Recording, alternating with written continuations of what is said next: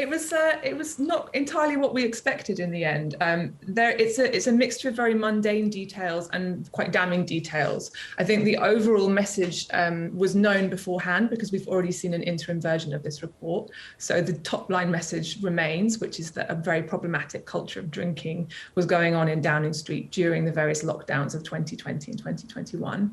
But what this new report adds is details of staff exchanges over email and over WhatsApp, in which they very clearly are arranging parties, readily acknowledging that they are breaking guidelines when they arrange these parties.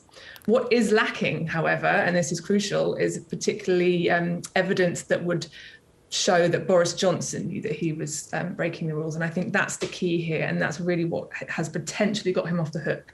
This is a very evolving situation. He's only just given his statement to Parliament, so anything could happen in the next few hours. But at the moment, it looks quite good for him. Yes, it looks like he's just been let off the hook because he was almost allowed to say, yes, there were some things I did wrong, but there was a lot of this that I knew nothing about and I condemn it.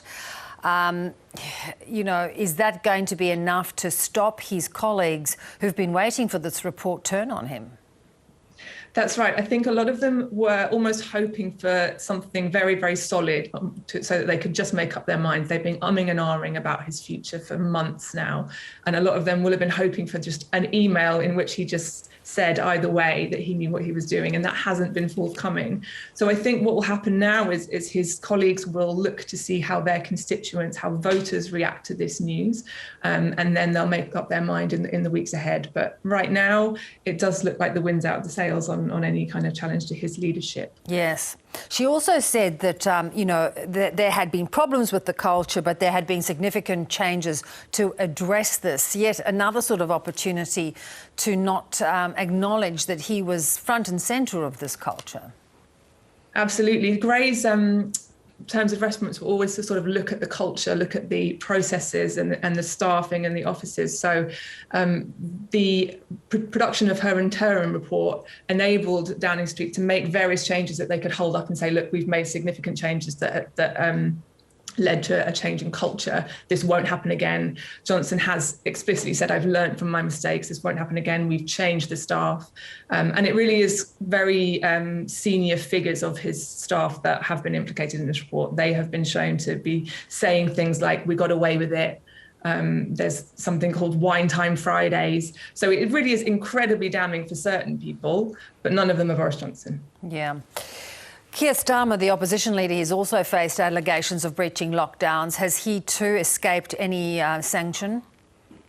We're still waiting to hear from the police on that. The police are in a very tricky situation right now. There's a lot of questions over the logic to how they are applying the fines so far. Boris Johnson has been issued with one fine for an event that took place in the summer of 2020, but he was not issued with any further fines, which a lot of people were very surprised about. And people want answers from the police about what the logic is behind these decisions to offer various fines to some people and not to others. So they're certainly feeling quite vulnerable right now, and they're under a lot of pressure to make the right decision about Starmer.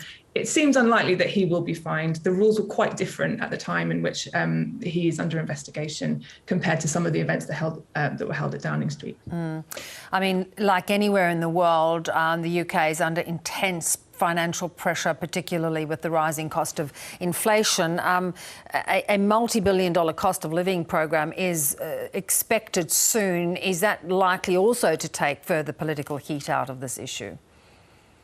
That's the hope, but the government does seem to be very far behind in its thinking on this, and it seems very unclear what the plan is.